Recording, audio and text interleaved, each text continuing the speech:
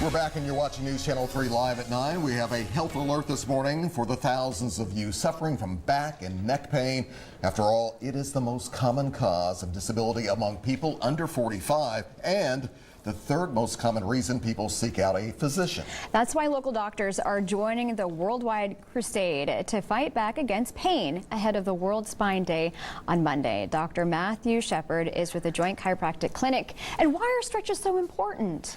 Stretches are very important because as a spine we have 24 different vertebrae, and they allow us to move. It controls the nervous system, and if we have all these tight muscles, then it doesn't allow us to move. Stretching also helps with relieving all the stress that we have, and it also can prevent injuries. So, doctor, when it comes to neck stretches, what do we need to do to kind of help us a little bit? Because from time to time, all of us will get a pain like that. Oh, of course. We're over keyboards, we're constantly typing, we're sitting in our chairs. Yeah, how can it alleviate that? Exactly. Let's say like 80% of the population at one point experiences back pain.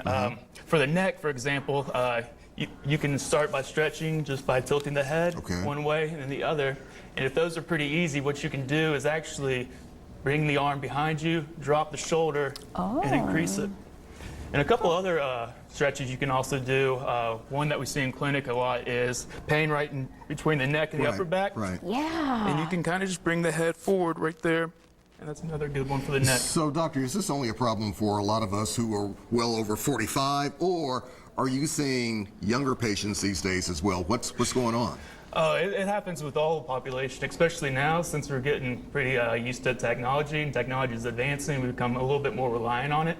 One example is text neck. People are always on their cell phones looking down. Yes. We see that every day. And even at a younger age, I mean, all the kids are already looking down like this. I know, it's going to be probably a problem later on in life, but it's a good way to keep the phone up every once in a while. You don't have to do it all the time, but every once in a while is a good So, way doctor, to do it. let's move from the neck to the lower back. What are we seeing there? What are we feeling there these days? Low back's big with sitting at desk jobs. 8 out of 10 people work at a desk.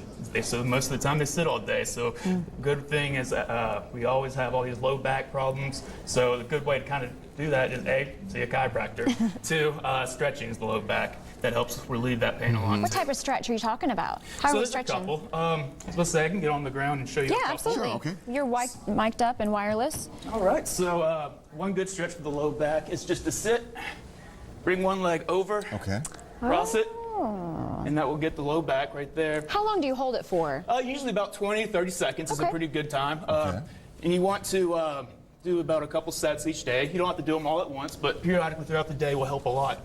So if you're not about to get on the floor and twist like that, what's something else that can have a little bit less impact but can still get that stretch? So one good thing, you can set an alarm every hour at your workplace and just get up, stand up, raise the hands up, take a nice breath in and exhale, and that's going to just elongate all the muscles in the low back and help relieve some stress as well. Doctor, I've seen, a lot of us have seen the TV commercials for these desks where you stand now at work.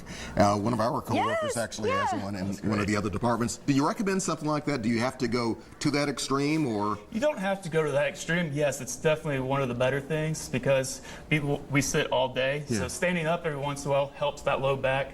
And another good thing is just having like a little lumbar support or a cushion in that low back. That's another cheaper way to help with that low back. Doctor, I'm feeling better already. I am too. All right, thank you so much for being here. Thank you so much. We do appreciate it. Okay, there's the information right there.